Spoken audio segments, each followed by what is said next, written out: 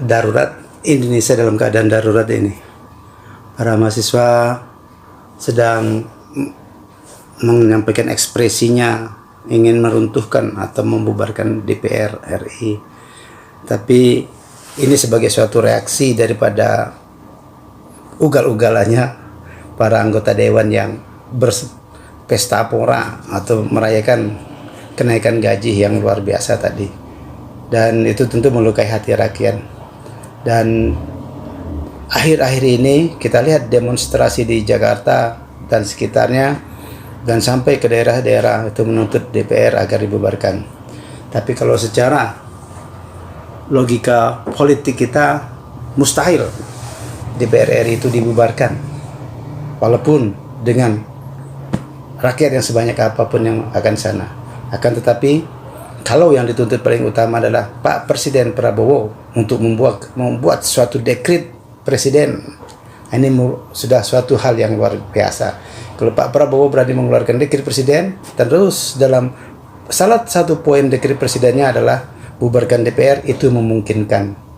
Tapi kalau hanya demonstrasi-demonstrasi seperti itu, dan kelihatannya sampai dengan sekarang pun tidak ada aktor yang menonjol yang untuk bisa dijadikan panutan untuk mengendalikan daripada amarah rakyat tersebut.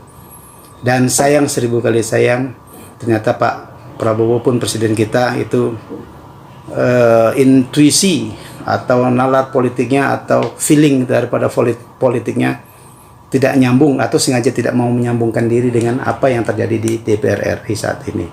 Karena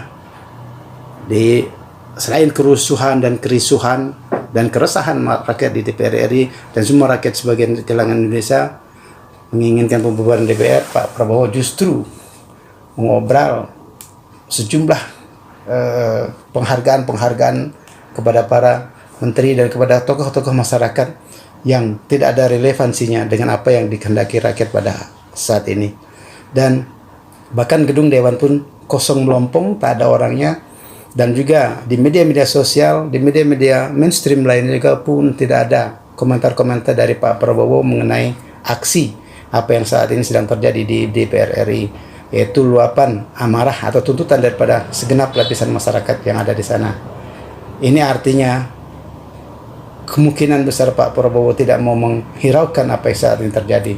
Tapi kalau memang itu sudah terjadi, akhirnya mungkin tidak menutup kemungkinan pun akan terjadi sebuah tindakan-tindakan anarkis yang lebih besar lagi.